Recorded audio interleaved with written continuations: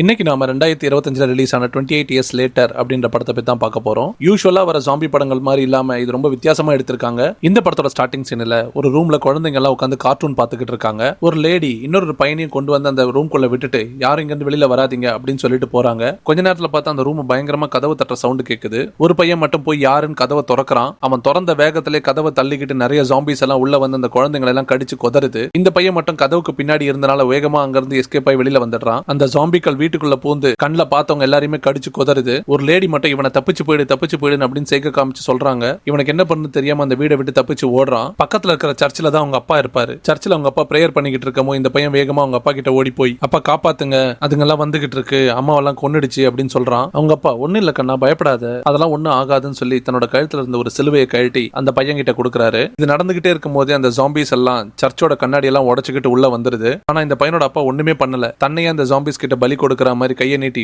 வாங்க வாங்க அப்படின்னு சொல்லி கூப்பிடுறாரு. இந்த பையன் அங்கிருந்து தப்பிச்சு ஓடி போய் சர்ச்சுக்குள்ள ஒரு இடத்துல ஒளிஞ்சுக்கிறான். அந்த ஜாம்பிஸ் எல்லாம் வந்து அவங்க அப்பாவை கடிச்சு கொதறி அவங்க அப்பாவையும் ஜாம்பிஸா மாத்தி அதுங்க கூட கூட்டிட்டு போயிடுது. அவன் அங்க இருந்து அப்படியே தப்பிச்சு ஓடுறான். இப்பதான் என்ன நடந்திருக்குன்னு சொல்றாங்க. ஆக்சுவலா இங்கிலாந்து நாட்டுல ஒரு பகுதியில பயங்கரமா வைரஸ் வந்து தாக்கி இருக்கு நிறைய மக்களை. அந்த வைரஸ் தாக்கினவங்க எல்லாருமே ஜாம்பியா மாறி இருக்காங்க. சோ வைரஸ் தாக்காத சில மக்கள் மட்டும் அந்த நாட்டுல இருந்து தப்பிச்சு அந்த நாட்டை ஒட்டி இருக்கிற ஒரு தீவுல குடியேறாங்க. ஆக்சுவலா சொல்ல போனா அந்த பாதிக்கப்பட்ட நாடையே கைவிட்டுட்டு ஒரு தீவுல தப்பிச்ச மக்கள் மட்டும் கூடி வாழ்றாங்க. சோ அந்த பாதிக்கப்பட்ட இடத்தை மெயின்லேண்ட்னு சொல்றாங்க. இவங்க குடியேறின தீவு ஐலாண்டுன்னு சொல்றாங்க. சோ இப்போ இந்த சம்பவம் நடந்து 28 வருஷம் கழிச்சு இப்ப காமிக்கிறாங்க. இங்க இருந்து கதை தொடங்குது. இப்போ இந்த ஐலாண்ட காமிக்கிறாங்க. தப்பிச்ச மக்கள் இங்க இருக்கிற விஷயங்கள்லாம் வச்சு பொழைச்சிக்கிட்டு இருக்காங்க. அதே சமயம் இந்த தீவுல இருந்து பார்த்தா அந்த பாதிக்கப்பட்ட மெயின்லேண்டும் தெரியுது. ஆக்சுவலா இந்த ஐலாண்டுக்கும் மெயின்லேண்டுக்கும் கனெக்ட் பண்ற மாதிரி ஒரு சின்ன பிரிட்ஜ் கடல் வழியாவே இருக்கு. சப்போஸ் ஏதாவது ஜாம்பிஸ் அந்த மெயின்லேண்ட்ல இருந்து இந்த ஐலாண்டுக்கு வந்துருச்சுன்னா வர வழியிலே அதை சுட்டு வீழ்த்துறதுக்காக இவங்க அந்த ஐலாண்டோட எல்லையில ஒரு தடுப்பு சுவரை ஏற்படுத்தி அங்க ஒரு பாதுகாப்பு விஷயத்தை உருவாக்கி வச்சிருக்காங்க. 24 மணி நேரமும் அந்த வழித்தடத்தை கண்காணிச்சுட்டே இருக்காங்க அங்க ஆட்கள். இப்ப நம்ம படத்தோட ஹீரோவை காமிக்கிறாங்க. அவனோட பேரு ஸ்பைக். ஸ்பைக் தூங்கி எந்திரிச்சு ரெடி ஆகி கீழே வரான். அவங்க அப்பா பார்த்தா அவனுக்காக பிரேக்ஃபாஸ்ட் எல்லாம் ரெடி பண்ணி வைக்கிறாரு. அப்பாவும் பையனும் ஒன்னா உட்காந்து சாப்பிடுறாங்க. அந்த டைம் மாடியில் இருக்கிற ரூம்ல இருந்து ஏதோ ஒரு சவுண்ட் வருது. அப்பா இரு நான் பார்த்துட்டு வரேன் அப்படின்னு சொல்லி மேல ரூம்ல போய் பார்த்தா அது ஸ்பைக்கோட அம்மா. ஆக்சுவலா அம்மாக்கு ஏதோ வியாதி இருக்கும் போல இருக்கு. படுத்த படுக்கையா இருக்காங்க. அவங்க அப்பா வரும்போது பின்தொடர்ந்து ஸ்பைக்கும் மேல வர அவங்க அம்மாவை பாக்குறதுக்கு. அவங்க அம்மாக்கு ஆக்சுவலா வெளியில என்ன நடக்குதுன்னு தெரியல. ஸ்கூலுக்கு போலியா, நீ என்ன பண்ணிக்கிட்டு இருக்க அப்படின்னு சொல்லி கேக்குறாங்க. அப்ப அவங்க அப்பா நானும் ஸ்பைக்கும் இன்னைக்கு மெயின்லேண்டுக்கு போக போறோம். அதை கேட்ட உடனே ஸ்பைக்கோட அம்மாக்கு பயங்கர கோவம் வந்துருது. உங்களுக்கு என்ன புத்தி கிதி கெட்டு போச்சா? இவன் சின்ன பையன், இவனை கொண்டு போனீங்கன்னா அந்த தீவுல கொன்னுடுவாங்க, நான் இதுக்கு சம்மதிக்கவே மாட்டேன்னு சொல்லி பயங்கரமா உணர்ச்சி வசப்பட்டு கத்துறாங்க. ஸ்பைக் அவங்க அப்பா கிட்ட நீங்க கீழே போங்கப்பா, அம்மா கிட்ட நான் பேசிக்கிறேன்னு சொல்லி அவங்க அப்பாவை அமிச்சிட்டு அவங்க அம்மாவை பேசி சமாதானப்படுத்திட்டு அம்மா ரூம்ல இருந்து கீழே வரான். அங்க ஒரு பெரியவர் வெயிட் பண்ணிக்கிட்டு இருக்காரு. அப்பாவும் ஸ்பைக்கும் மெயின்லேண்டுக்கு போறது தெரிஞ்சு அந்த பெரியவர் ஒரு வில்லு செஞ்சு கொண்டு வந்திருக்காரு. அதை ஸ்பைக்கு கிஃப்டா கொடுத்து இது உனக்கு உதவியா இருக்கும் நீ வச்சுக்கோன்னு சொல்லி கொடுக்குறாரு. ஸ்பைக் அதை வாங்கி பார்த்தா அவனுக்கு ரொம்ப பிடிச்சிருச்சு. அப்பாவும் பையனும் இப்ப கிளம்பி போறாங்க. அப்பாவும் ஸ்பைக்கும் மெயின்லேண்டுக்கு போறத பார்த்து நிறைய பேர் உற்சாகமா கை தட்டி வழி அனுப்பி வைக்கிறாங்க. ஆக்சுவலா இந்த தீவுல எப்படின்னா ஆம்பளைங்க எல்லாருமே ஒரு வயசுக்கு அப்புறம் அந்த மெயின்லேண்டுக்கு போய் அங்க இருக்கிற ஜாம்பிஸ் எல்லாம் கொண்டுட்டு வரணும். இப் சப்போஸ் அவங்க வரலைன்னா அவங்க இறந்து போயிட்டு தான் இங்க இருக்கிறவங்க எல்லாம் முடிவு பண்ணிப்பாங்க. அந்த மாதிரி ஒரு விஷயத்தை அங்க ஃபாலோ பண்றாங்க. இவங்க ஐலாண்டோட எல்லை கோடு கிட்ட வந்துடுறாங்க. அந்த எல்லை கோடுல இருக்கிற பாட்டி ஸ்பைக்கு இன்ஸ்ட்ரக்ஷன் அட்வைஸ் எல்லாம் கொடுக்குது. அந்த தீவுக்கு போனா உன் உயிரை நீ தான் காப்பாத்திக்கணும், நீ திரும்பி வந்தா சந்தோஷம், நீ திரும்பி வரலைன்னா உன்னை தேடிக்கிட்டு யாரும் உன்னை காப்பாத்துறதுக்கு அங்க வரமாட்டாங்க, நீ இறந்ததா நாங்க முடிவு பண்ணிடுவோம், சொன்னதெல்லாம் புரிஞ்சுதா அப்படின்னு சொல்லி கேக்குறாங்க. ஸ்பைக் புரிஞ்சுது அப்படின்னு சொல்றான். இப்ப எல்லை கதவை திறந்து விடுறாங்க. ஏற்கனவே சொன்னல இந்த மெயின்லேண்டுக்கும் ஐலாண்டுக்கும் ஒரு சின்ன பிரிட்ஜ் மாதிரி இருக்கும் கடல்லன்ட்டு. அது இப்ப நல்லா தெளிவா தெரியுது. அது வழியா அப்பாவும் ஸ்பைக்கும் நடந்து போறாங்க. ஸ்பைக்கும் அவங்க அப்பாவும் ஒரு வழியா அந்த மெயின்லேண்டுக்குள்ள வராங்க. வந்து பார்த்தா ஒரு மயான அமைதி, ஒண்ணுமே இல்ல. அங்க வெறும் காடு மலைகள் மட்டும் தான் இருக்கு. ஸ்பைக்கும் அவங்க அப்பாவும் ரொம்ப தூரம் நடந்து போறாங்க அந்த மெயின்லேண்டுக்குள்ள. ஒரு இடத்துல ஸ்பைக் அவங்க அப்பா நிறுத்தி அங்க பாரு அப்படின்னு சொல்லி காமிக்கிறாரு. ஒரு ஜாம்பி பாத்தீங்கன்னா மண்ணிலேயே ஊர்ந்து வந்துகிட்டு இருக்கும். ஆக்சுவலா அது என்ன பண்ணுதுன்னா உணவு கிடைக்காதனால மண்ணில் இருக்கிற மண்புழுக்கள் எல்லாம் பிடிச்சு சாப்பிட்டுக்கிட்டு இருக்கு. ஸ்பைக்கோட அப்பா இது வேகமா செயல்பட முடியலனால இது ரொம்ப ஆபத்தானது, உன்னோட முதல் பயிற்சியை நீ இங்க இருந்து தொடங்கலாம், உன் கையில இருக்க வில்லு அம்ப வச்சு கரெக்டா அதோட கழுத்தை பார்த்து குறி வச்சு தாக்கு அப்படின்னு சொல்றாரு. அப்பா சொன்ன மாதிரி ஸ்பைக் கரெக்டா குறி வச்சு அந்த ஜாம்பியோட கழுத்திலே தாக்குறான். அம்பு பட்ட உடனே அது வலி தாங்க முடியாம கத்துது அங்க இருந்து. அதே சமயத்துல அப்பாவோட பின்னாடி இருந்து இன்னொரு ஜாம்பி வருது இவங்களை தாக்குறதுக்கு. அதை அப்பா கவனிச்சிடறாரு. உடனே அவர் கையில இருந்து அம்பை எடுத்து அதை தாக்குறாரு. அதுவும் அம்பு பட்ட உடனே வெளியில கத்துது. இந்த சத்தத்தை கேட்டு மத்த ஜாம்பிக்கெல்லாம் வருது. எல்லாத்தையுமே கரெக்டா அம்பால வச்சு அடிச்சு கொன்னுடுறாங்க. ஸ்பைக் அவனோட ஃபர்ஸ்ட் ட்ரைனிங்ல ஜெயிச்சிட்டான். அப்பா இப்ப ஸ்பைக்கை பார்த்து வெல்டன், சாதிச்சுட்ட, வா இன்னும் நிறைய இருக்கு, வா போகலாம் அப்படின்னு சொல்லி கூட்டு போறாரு. இப்ப அங்க இருந்து நடந்து கொஞ்சம் தூரம் போறாங்க. போகும்போது ஒரு பாழடைஞ்ச கைவிடப்பட்ட வீடு இருக்கும். அப்ப ஸ்பைக் கிட்ட அப்பா வா அந்த வீட்டுல ஏதாவது கிடைக்குதான்னு பார்க்கலாம், சில நேரங்களில் ஏதாவது நமக்கு தேவையான பொருட்கள் இங்க கைவிடப்பட்டு இருக்கும், அதை நம்ம எடுத்துக்கிட்டு போகலாம் அப்படின்னு சொல்லிட்டு அந்த வீட்டுக்குள்ள போய் செக் பண்றாங்க. அந்த வீட்டுக்குள்ள ஒரு ரூம்ல இருந்து ஒரு சவுண்ட் வரும். ஸ்பைக்கும் அவங்க அப்பா அந்த ரூம் கிட்ட போய் பாக்குறாங்க. ஒரு ஜாம்பியை தலைகீழ கட்டி அது தலையில கவரை போட்டு மூடி உடம்புல எல்லாம் பயங்கரமா வெட்டுக்காயங்கள் இருக்கும், கைகள் கட்டப்பட்டு இருக்கும். அது உடம்புல இருந்து வர ரத்தம் எல்லாம் அந்த கவர்ல போய் சேர்ற மாதிரி தலையில கட்டி தொங்க விட்டுருக்காங்க. போதா குறைக்கு ஒரு காக்கா வேற அந்த ஜாம்பியோட உடம்புல நின்னு காயம்பட்ட இடங்கள்ல இருக்கிற தசைகள் எல்லாம் பிச்சு சாப்பிட்டுக்கிட்டு இருக்கு. அதை செத்துடுச்சு நினைச்சு 2 பேரும் கிட்ட போய் பாப்பாங்க. அது இன்னும் சாகல. பார்த்தா திடீர்னு அது உயிரோட துடிக்க ஆரம்பிச்சிடும். ஸ்பைக்கோட அப்பா, நீ அதை கொன்னுடு, இந்த மாதிரி நீ பண்ணும்போதான் நீ நிறைய கத்துக்க முடியும், உனக்கு இது சகஜமாகும் அப்படின்னு சொல்றாரு. ஸ்பைக் அதை கொல்றதுக்காக வில்லும் அம்பும் எடுத்து குறி வைக்கிறான். அதுக்குள்ள அந்த ஜாம்பி துள்ளிக்கிட்டே அந்த கை கட்டை அறுத்து விட்டுடும். கால் கட்டும் அறந்தது கீழே விழுந்துரும். அது எங்க இவங்களை அட்டாக் பண்ணிட போகுதுன்ட்டு அப்பா அதை வேகமா அட்டாக் பண்ணு கத்துறாரு. ஸ்பைக் கரெக்டா அம்ப அதோட தலையை பார்த்து நோக்கி சுடுவான். அந்த ஜாம்பி அங்கேயே செத்துடும். அப்பா இப்ப ஸ்பைக்கை பார்த்து, வெரி குட், இப்படிதான் பண்ணணும், வா போலாம் அப்படின்னு சொல்லிட்டு 2 பேரும் அங்க இருந்து கிளம்புறாங்க. அங்க இருந்து கிளம்பி இன்னும் வேற ஏதாவது ஜாம்பிகள் கிடைச்சா வேட்டையாடலாம்னு சொல்லி போய்கிட்டு இருக்காங்க. போற வழியில ஏதோ ஒரு மிருகத்தோட அழுகுன உடம்ப பாக்குறாங்க. அதை பார்த்து அப்பா, இந்த ஜாம்பிகள் மனுஷங்களை மட்டும் வேட்டையாடாது, எந்த பிராணி கிடைச்சாலும் வேட்டையாடி சாப்பிடும், அப்படித்தான் இதையும் கொண்டு போட்டிருக்கு, இதெல்லாம் இன்னும் பார்க்க உனக்கு பழகிடும், வா போலாம் ஸ்பைக் அப்படின்னு சொல்லி கூட்டு போறாரு. அதை தாண்டி அப்படியே இன்னும் கொஞ்சம் தூரம் போகும்போது ஸ்பைக் இன்னொரு விஷயத்த பாக்குறான். மரத்துல ஒரு மானோட தலையை அப்படியே மாட்டி வச்சிருக்கும். அதை பார்த்தோன்னா ஸ்பைக்கோட அப்பாக்கு புரிஞ்சிருது. அவர் ஸ்பைக் கிட்ட, இது ஆல்பாவோட வேலை, உடனே வில்லு அம்பெல்லாம் தயாரா கையில எடுத்துக்கிட்டு இங்க இருந்து போகலாம், வேகமா வா அப்படின்னு சொல்லிட்டு ஸ்பைக்கை கூப்பிட்டு கிளம்புறாரு. ஆக்சுவலா இந்த ஜாம்பி இனத்திலே ஆல்பான்னு ஒரு இனம் இருக்கு. அது ரொம்ப ஆக்ரோஷமா வேட்டையாடக்கூடியது. அது கிட்ட மாட்டினா யாராலையும் தப்பிக்க முடியாது. இந்த மானோட தலை இங்க இருக்குன்னா இதோட சுத்து வட்டாரத்துல எங்கேயோ அந்த ஆல்பா இருக்குன்னு அவங்க அப்பா புரிஞ்சுக்கிறாரு. அவங்க அந்த இடத்தை தாண்டி இன்னும் கொஞ்சம் தூரம் போவாங்க. திடீர்னு பார்த்தா தூரத்துல ஒரு ஜாம்பியோட தலை தெரியும். இப்ப ஸ்பைக்கோட அப்பா, அசையாத அப்படியே நெல்லு அப்படின்னு சொல்லிட்டு அந்த ஜாம்பியை வாட்ச் பண்ணுவாங்க. திடீர்னு பார்த்தா இன்னும் நிறைய ஜாம்பிகள் வரும். அதுங்கெல்லாம் இவங்களை கண்டுபிடிச்சிரும். அதுங்க வேகமா இவங்களை நோக்கி ஓடி வரும். ஸ்பைக்கோட அப்பாக்கு புரிஞ்சிடும் இது கிட்ட தப்பிக்க முடியாதுன்ட்டு. ஓடு ஸ்பைக், ஓடுன்னு சொல்லிட்டு 2 பேரும் வேகமா ஓடுறாங்க. கொஞ்சம் தூரம் ஓடுறாங்க. ஒரு லெவலுக்கு ஓட முடியாதுன்னு ஆனதுக்கு அப்புறம் திடீர்னு நின்று கையில இருந்த வில்லு அம்புகளை வச்சு கொஞ்சத்தை கொல்றாங்க. இன்னும் நிறைய துரத்திக்கிட்டு வரும். இன்னும் கொஞ்சம் தூரம் ஓடுறாங்க. திரும்ப நின்று தாக்குறாங்க அம்பால. 2 பேரும் வேகமா ஓடி அங்க ஒரு வீடு இருக்கும். அந்த வீட்டுக்குள்ள போயிடுவாங்க. ஜாம்பிகள் திரும்ப விடாம அந்த வீட்டுக்குள்ளேயும் துரத்திக்கிட்டு வரும். முடிஞ்ச அளவுக்கு அப்பா கையில இருந்த அம்புகளை வச்சு தாக்கிக்கிட்டே இருப்பாரு. ஆனா எவ்வளவு சாகடிச்சாலும் இன்னும் வந்துகிட்டே இருக்கும். அது ஒரு பழைய கால வீடுன்றனால வீட்டுல பரன் மாதிரி ஒண்ணு இருக்கும். அந்த பரன் மேல ஸ்பைக்கோ அவங்க அப்பாவும் ஏறி ஒளிஞ்சுப்பாங்க. அந்த ஜாம்பிக்கெல்லாம் இவங்களை தேடிக்கிட்டு கீழே சுத்திக்கிட்டு இருக்கும். மேல இருந்து ஸ்பைக்கோ அவங்க அப்பாவும் கவனிச்சுக்கிட்டே இருப்பாங்க. அந்த வீட்டோட மேல இருந்து ஸ்பைக்கோ அவங்க அப்பாவும் அந்த ஜாம்பிஸ் எல்லாம் போயிடுச்சா வெளியில வரலாமான்னு சொல்லி பாத்துக்கிட்டு இருப்பாங்க. ஆனா ஒரே ஒரு ஆல்பா ஜாம்பி மட்டும் வெயிட் பண்ணிக்கிட்டு இருக்கும். அப்ப அப்பா சொல்லுவாரு, இந்த ஆல்பா ஜாம்பி மத்த ஜாம்பிங்க மாதிரி கிடையாது, இது ரொம்ப புத்திசாலி, ரொம்ப பலமானது, ஆக்ரோஷமானது, அம்புகளால தாக்கினா கூட சீக்கிரத்துல சாகாது, நம்ம வெயிட் பண்ணி தான் ஆகணும், ஒன்னும் பண்ண முடியாது அப்படின்னு சொல்றாரு. அப்ப ஸ்பைக், நம்ம ஐலாண்டுக்கு போறதுக்கான வழி கடல்ல மூழ்கிடும், நம்மளால திரும்ப ஐலாண்டுக்கும் போக முடியாது, இருட்டிருச்சு அப்படின்னு சொல்லுவான். நைட் ஃபுல்லா ஸ்பைக்கும் அப்பாவும் அந்த பரன்லயே உட்கார்ந்துகிட்டு அந்த உடஞ்ச ஓடுகள் வழியா வெளியில பாத்துக்கிட்டே இருக்காங்க. அப்ப ஸ்பைக் ஒரு விஷயத்தை கவனிக்கிறான். என்னன்னா தூரத்துல ஒரு இடத்துல நெருப்பு எரிஞ்சுக்கிட்டு இருக்கு. அப்ப ஸ்பைக் அவங்க அப்பாவை கூப்பிட்டு, அப்பா அங்க பாருங்க ஏதோ எரிஞ்சுக்கிட்டு இருக்கு, அப்ப அங்க யாரோ இருக்காங்க தானே அர்த்தம், நம்ம அங்க போலாமா அப்படின்னு சொல்லி கேட்பான். அப்பா, இப்ப நம்மளால போக முடியாது, அங்க என்ன இருக்குன்னு நமக்கு தெரியாது, பார்க்கலாம் அப்படின்னு சொல்றாரு. ஸ்பைக்கும் அப்பாவும் நைட்டு அங்கேயே தங்கி தூங்கிடுறாங்க அசதியில. திடீர்னு நடுராத்திரியில அந்த தீவுகள்ல இருக்கிற காட்டு மாடுகள்லாம் ரொம்ப வேகமா ஓட ஆரம்பிச்சிரும். அந்த மாட்டு மந்தைங்க ஓடுறதுல அவங்க இருக்கிற பில்டிங் பழைய பில்டிங்ன்றனால அந்த பில்டிங் அதிர்ந்து விழற ஆரம்பிக்குது. ஸ்பைக்கோட அப்பா ஸ்பைக்கை வேகமா எழுப்பி அந்த பில்டிங் இடிஞ்சு விழப்போது, வா வெளியில போலான்னு சொல்லி கூட்டிட்டு வந்துடுறாரு. இப்ப இந்த சத்தத்தை கேட்டு இந்த ஜாம்பிங் எல்லாம் இங்க வந்துரும், வா இங்க இருந்து போலான்னு சொல்லி அவனை கூட்டிட்டு அங்க இருந்து கிளம்புறாரு. போறதுக்கு முன்னாடி அப்பா ஸ்பைக் கிட்ட, ஒருவேளை நீ ஆல்பா ஜாம்பி ஏதாவது நீ எதிர்க்க பார்த்தேன்னா நம்ம ஐலாண்டுக்கு திரும்பி போற வழியை நோக்கி நீ ஓடிடணும், என்னை பத்தி நீ கவலைப்படாத, தயவு செஞ்சு அதுக்கிட்ட தப்பிச்சு ஓடுற வழியை மட்டும் பாரு அப்படின்னு சொல்லுவாரு. 2 பேரும் அங்க இருந்து தப்பிச்சு கிளம்பி ஒரு வழியா கடற்கரையில அவங்க ஐலாண்டுக்கு போறதுக்கான வழி கிட்ட வந்துடுறாங்க. ஆனா இவங்க போற வழி இன்னும் கடல் மறைச்சுதான் இருக்கு. அப்பா, பரவாயில்ல, நம்ம இந்த திட்டு மேலே வேகமா நடந்து போயிடலாம் அப்படின்னு சொல்லி முடிவு பண்ணி 2 பேரும் அந்த தண்ணீர் மூடி இருக்கிற பாலம் வழியா அவங்க ஐலாண்டுக்கு ஓடுறாங்க. இவங்க முக்காவாசி தூரம் நடந்து போயிடுவாங்க. அப்ப ஸ்பைக்கோட அப்பா ஸ்பைக் கிட்ட, முதல் நாளே நீ ரொம்ப அசத்திட்ட, இந்த நாள் அனுபவம் உனக்கு எப்படி இருந்துச்சு, தப்பிச்சிட்டோம்னு நினைச்சிட்டு அப்படியே சந்தோஷமா பேசிட்டு நடந்து வராங்க 2 பேரும். ஆனா ஒரே ஒரு ஜாம்பி மட்டும் அந்த மெயின்லேண்ட்ல இருந்து இவங்க போறத பாத்துரும். அந்த ஆல்பா ஜாம்பி மட்டும் இவங்க வந்த வழியை பின்தொடர்ந்து இவங்களை பின்னாடியே துரத்திக்கிட்டே வருது. ஸ்பைக் அவங்க அப்பாவும் அது வரத பாத்துறாங்க. 2 பேரும் வேகமா ஓடுறாங்க.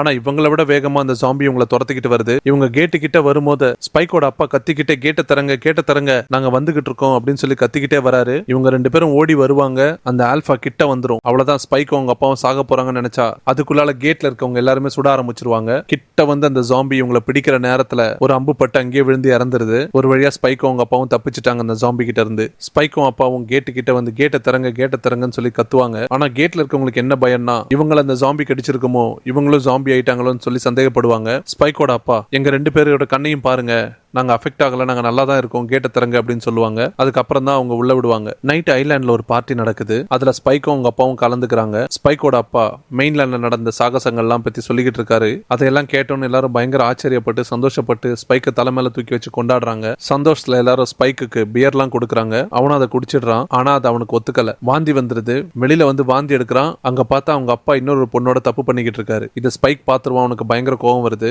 ஸ்பைக் நேரா கிளம்பி அவங்க அம்மாவை பார்க்கலான்னு வீட்டுக்கு வரான். ஸ்பைக் காலையில அந்த தீவுக்கு வேட்டையாட போகும்போது ஒருத்தர் வில்லு கொடுப்பார்ல, அவர் வீட்டுல தூங்கிட்டு இருப்பாரு. ஸ்பைக் வர சத்தம் கேட்டு எந்திரிச்சு ஸ்பைக்கை பார்த்து ரொம்ப சந்தோஷப்படுவாரு. ஸ்பைக் அந்த தீவுல நடந்த விஷயத்தை எல்லாத்தையும் அந்த தாத்தா கிட்ட சொல்லுவான். அந்த தீவுல நெருப்பெரிஞ்சு இருக்கிறத பார்த்ததாவும் சொல்லுவான். அப்ப அந்த தாத்தா, நீ உண்மையால நெருப்பெரியறத பாத்தியா அப்படின்னா அது கெல்சனா தான் இருக்கும். ஸ்பைக், கெல்சன்னா யாரு அப்படின்னு கேட்பான். அதுக்கு அந்த தாத்தா, ஒரு காலத்துல ஒரு பெரிய டாக்டர், அவர் அந்த தீவுலயே தங்கிட்டாரு. ஸ்பைக்கு ஒரு யோசனை தோணுது. ஆக்சுவலா இவங்க அம்மாவுக்கு உடம்பு முடியாம இருக்கும்ல, இவங்க வாழ்ற தீவுல டாக்டர் யாருமே இருக்க மாட்டாங்க. அப்ப அந்த டாக்டர் கிட்ட கொண்டு போய் அம்மாவை காமிக்கலாமான்னு சொல்லி கேட்பான். ஆனா அந்த தாத்தா, கெல்சன் வந்து நல்ல டாக்டர் கிடையாது, கெல்சன் வந்து ஒரு காலத்துல நல்ல டாக்டர், ஆனா இப்ப அவர் ஒரு மாதிரி ஆயிட்டாரு அப்படின்னு சொல்லுவாரு. தாத்தா, நீ போய் படு, நான் அம்மாவை பாத்துக்கிறேன் அப்படின்னு சொல்லுவாரு. ஸ்பைக், பரவாயில்ல, நான் அம்மாவை பாத்துக்கிறேன், நீங்க போங்க அப்படின்னு சொல்லிடுவான். அந்த தாத்தா அங்க இருந்து கிளம்புறாரு. நைட்டு ஸ்பைக் அவங்க அம்மா கூட போய் தூங்கிடுறான். இப்ப விடிஞ்சோன்னு நைட்டு பார்ட்டி எல்லாம் முடிச்சுட்டு அப்பா வீட்டுக்கு வராரு. அப்பா வீட்டுக்கு வந்து காலையில எல்லாருக்கும் டிஃபன் ரெடி பண்றாரு. அப்ப ஸ்பைக் அப்பா கிட்ட வந்து, நீங்க என்கிட்ட போய் சொல்லிருக்கீங்க, அம்மாவை குணப்படுத்துறதுக்கு டாக்டரே இல்லன்னு சொன்னீங்க, ஆனா டாக்டர் கெல்சன் ஒருத்தர் இருக்காரு, அவர் அந்த தீவுல தான் இருக்காரு, நீங்க இந்த உண்மையை என்கிட்ட மறைச்சிங்கன்னு சொல்லி கேட்பான். அதுக்கு அப்பா, அந்த ஆள் ஒரு காலத்துல டாக்டரு, இப்ப பைத்தியம் ஆயிட்டாரு, அந்த ஆளெல்லாம் நம்பி அம்மாவை ட்ரீட்மெண்ட் பார்க்க முடியாது அப்படின்னு சொல்லுவாரு. இப்ப ஸ்பைக் அப்பா கிட்ட, நாம ஏன் முயற்சி பண்ணி பார்க்க கூடாது, இப்படியே நாளுக்கு நாள் அம்மாவோட நிலைமை மோசமாக்கிட்டே இருக்கு, இப்படியே போச்சுன்னா அவங்க இறந்துருவாங்க அப்படின்னு சொல்லுவான். அதுக்கு அப்பா, நம்மளால ஒன்னும் பண்ண முடியாது, அம்மாவோட விதி அவ்வளவுதான் அப்படின்னு சொல்லுவாரு. திடீர்னு ஸ்பைக்கு கோவம் வந்து, அம்மா இறந்தாதான் நீங்க இன்னொரு பொம்பளையோட சந்தோஷமா வாழ்வீங்கல்ல அப்படின்னு சொல்லி கேட்பான். நான் இது நடந்த எல்லாத்தையும் பார்த்தேன் அப்படின்னு சொல்லுவான். கோவத்துல அப்பா ஸ்பைக் அடிச்சிருவாரு. ஸ்பைக் அழுதுகிட்டே அவங்க அம்மாவோட ரூமுக்கு போயிடுறான். அப்பா பின்னாடியே வருவாரு. ஆனா ஸ்பைக் அவங்க அப்பா கிட்ட கோவமா, என்னையும் அம்மாவை விட்டுடுங்க, தயவு செஞ்சு இங்க வராதீங்கன்னு சொல்லி கத்துவான். அவங்க அப்பா கோவத்துல வீட்டை விட்டு அங்கிருந்து இறங்கி போயிடுறாரு. அங்க அப்படியே சீன் கட் ஆகுது. இப்ப பாத்தீங்கன்னா திடீர்னு இவங்க இருக்கிற ஐலாண்ட்ல ஒரு குடோன்ல தீ பிடிச்சிரும். ஸ்பைக் வேகமா ஓடி போய் கேட்ல இருக்கவங்க கிட்ட எல்லாம், அங்க இருக்கிறவங்க எல்லாம் அவங்கள கூப்பிட்டாங்க, தீ பிடிச்சிருச்சு, வாங்க வாங்கன்னு சொல்லி எல்லாரையும் அமுச்சு வைக்கிறான். இப்ப கேட் ஆண்ட யாருமே இல்ல. ஆக்சுவலா அந்த குடோன்ல தீ பத்த வச்சதே ஸ்பைக் தான். எதுக்காகனா, அந்த மெயின்லேண்ட்ல ஒரு டாக்டர் இருக்கார்ல, அங்க அவங்க அம்மாவை கூட்டிட்டு போய் அந்த டாக்டர் கிட்ட காமிச்சு அவங்க அம்மாவை குணப்படுத்தலான்றதுக்காக. சாதாரணமா இவங்க வெளியில போக விட மாட்டாங்க.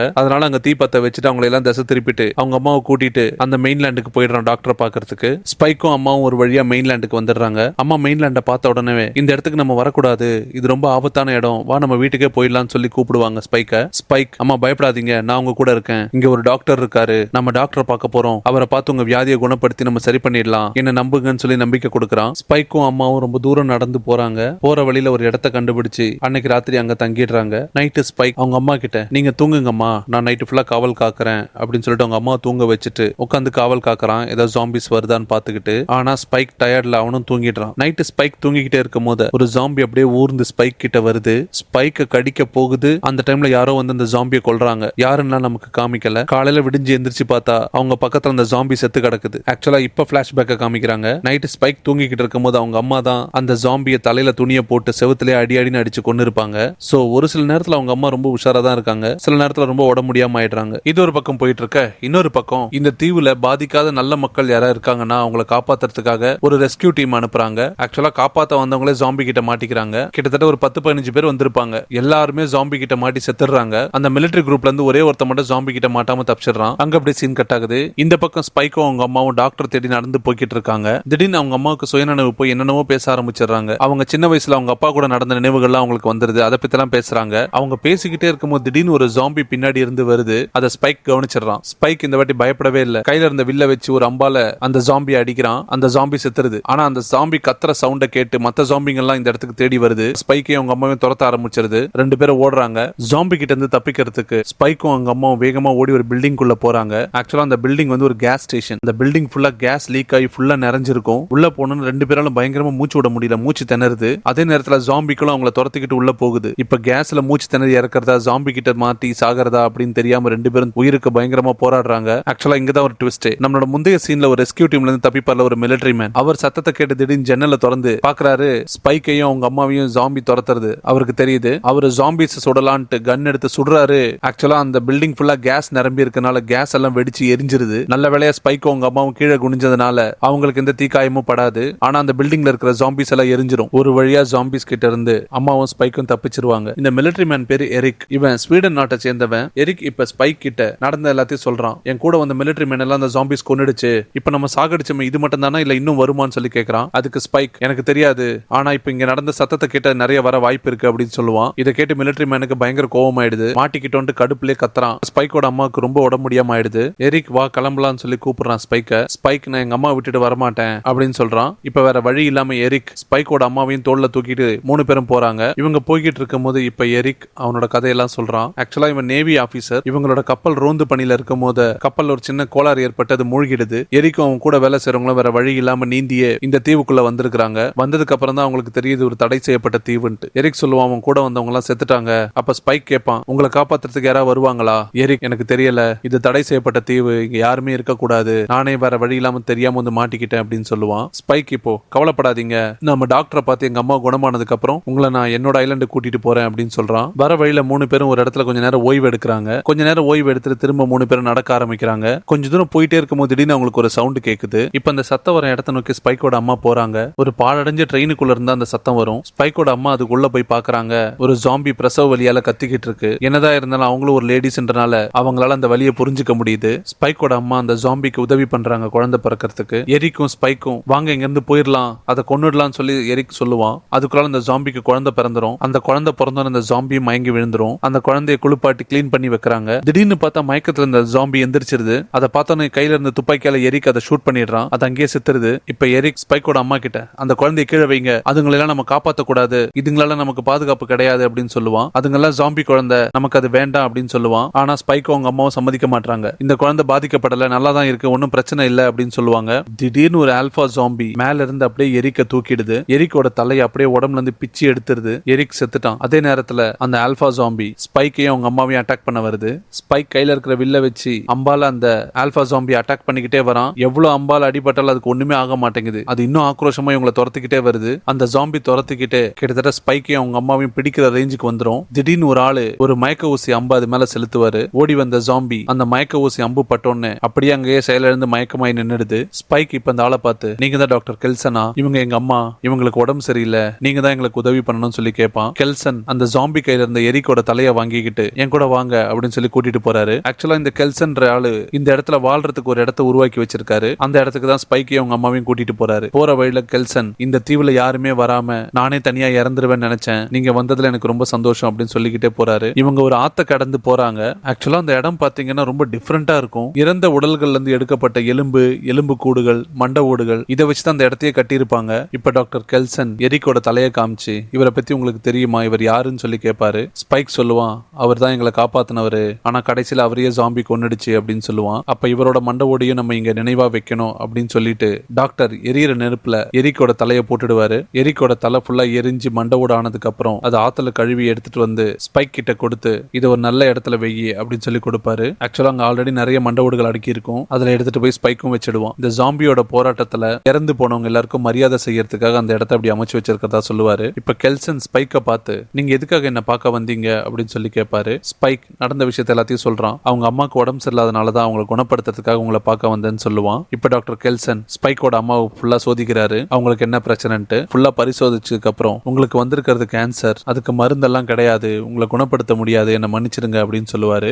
ஸ்பைக் இப்போ எங்க அம்மாவை காப்பாற்றவே முடியாதா, அவங்க இறந்துருவாங்களா, இந்த வியாதிக்கு மருந்தே இல்லையா சொல்லி கேட்பான். டாக்டர் கெல்சன் அதுக்கு மருந்தே கிடையாது, அவங்க எப்ப வேணா இறக்கலாம் அப்படின்னு சொல்லிடுவாரு. ஸ்பைக் பயங்கரமா அழுவான். டாக்டர் கெல்சன் கிட்ட எவ்வளவு கெஞ்சுவான் எங்க அம்மாவை எப்படியா காப்பாத்துங்கன்ட்டு. டாக்டர் அவனோட நிலைமையை புரிஞ்சுக்கிட்டு அவனை சமாதானப்படுத்துறாரு. இப்ப ஸ்பைக் அவங்க அம்மாவை கட்டி பிடிச்சிட்டு அழுதுகிட்டு இருப்பான். ஆக்சுவலா டாக்டரும் அவங்க அம்மாவும் ஆல்ரெடி பேசியிருப்பாங்க போல இருக்கு. டாக்டர் பின்னாடி இருந்து ஸ்பைக் மேல மயக்க ஊசி செலுத்துவாரு. ஸ்பைக் மயங்கினதுக்கு அப்புறம் ஸ்பைக்கோட அம்மா டாக்டர் கூட போறாங்க. ஸ்பைக்கோட அம்மாக்கு என்ன ஆச்சுன்னு தெரியல. டாக்டர் திரும்ப வரும்போது ஒரு மண்டையோட வராரு. இப்ப அந்த மண்டையோட ஸ்பைக் கிட்ட கொடுத்துட்டு அம்மா இறந்துட்டாங்க, அம்மாக்கு நீதான் மரியாதை செலுத்தணும் அப்படின்னு சொல்றாரு. இப்ப ஸ்பைக் அந்த மண்டையோட எடுத்து அழுதுகிட்டே அங்க குவியலா போட்டு வச்சிருக்கிற மண்டையோடுகள் மேல ஏறி டாப்ல அவங்க அம்மாவோட மண்டையோட வைக்கிறாரு. இங்க அப்படியே சீன் கட் ஆகுது. இப்ப டாக்டரையும் ஸ்பைக்கையும் ஒரு ஜாம்பி துரத்திக்கிட்டு வருது. இவங்க டேங்கர் மாதிரி ஒரு இடத்துல ஒளிஞ்சுக்கிறாங்க. அந்த டேங்க்ல ஜன்னல் மாதிரி சின்ன கேப் இருக்கும். அது வழியா அந்த ஜாம்பி கையை விட்டு டாக்டரை பிடிச்சிருது. இப்பதான் அவனுக்கு ஒரு ஐடியா தோணும். டாக்டர் ஒரு மயக்க மருந்து ஊசி எல்லாருக்கும் போடுவார்ல, அந்த ஊசி எடுத்து அந்த ஜாம்பியோட கையிலே குத்திடுறான். அந்த ஜாம்பி அப்படியே மயங்கிடுது. ஒரு வழியா ஜாம்பி கிட்ட இருந்து டாக்டரை காப்பாத்திட்டான் ஸ்பைக். இப்ப ஸ்பைக் டாக்டர் அந்த ஐலாண்ட்ல விட்டுட்டு அவங்க அம்மா பிரசவம் பார்த்த அந்த ஜாம்பியோட குழந்தைய மட்டும் எடுத்துக்கிட்டு அவனோட ஐலாண்டுக்கு திரும்ப போறான். ஆக்சுவலா அந்த தீவுக்கு போய் அந்த குழந்தைய ஒப்படைச்சிட்டு திரும்பவும் அந்த ஜாம்பி இருக்கிற மெயின்லேண்டுக்கு வந்துடுறான். அவங்க அம்மாவோட நினைவா அந்த மெயின்லேண்ட்லயே தங்கிடுறான். ஸ்பைக் அந்த தீவுலயே ஒரு இடத்துல மீன்லாம் பிடிச்சு தீ மூட்டி அதுல வேக வச்சுக்கிட்டு இருக்கான் சாப்பிடறதுக்காக. அப்ப பார்த்தா திடீர்னு நிறைய ஜாம்பிஸ் இவனை துரத்தி வருது. ஸ்பைக் கையில இருக்கிற வில் எடுத்து அம்பால தாக்குவான் அந்த ஜாம்பிஸ. ஆனா நிறைய வந்துகிட்டே இருக்கும். ஒரு லெவலுக்கு மேல இதுங்க கிட்ட போராட முடியாதுன்ட்டு அங்க இருந்து தப்பிச்சு தப்பிச்சு ஓடுறான். அந்த வழியா ஓடிக்கிட்டே போகும்போது ஒரு லெவலுக்கு மேல அந்த இடத்துல வழி இருக்காது. ஃபுல்லா பாறையெல்லாம் போட்டு அடைச்சு வச்சிருக்கோம். ஸ்பைக் இப்ப என்ன பண்றதுன்னு யோசிச்சுக்கிட்டே இருக்கும் போது திடீர்னு நிறைய மனுஷங்க அங்க வராங்க. இவங்க எல்லாம் யாருன்னா, இவங்க எல்லாம் இந்த தீவிலேயே தங்கி இந்த ஜாம்பிக்களை வேட்டையாடுறதா ஹாபியா வச்சிருக்காங்க. இவங்க ஸ்பைக் கிட்ட கவலைப்படாத, ஹெல்ப்புக்கு நாங்க இருக்கோம்னு சொல்லிட்டு வந்த ஜாம்பிக்கள் எல்லாம் அடிச்சு தும்சம் பண்றாங்க. இங்க அப்படியே படம் முடியுது. பிடிச்சிருந்தா லைக் பண்ணுங்க, உங்களோட கருத்துக்களை கமெண்ட்ல மென்ஷன் பண்ணுங்க. இன்னொரு தரமான படத்தோட தமிழ் கதை விளக்கத்தோட சந்திக்கலாம். நன்றி, வணக்கம்.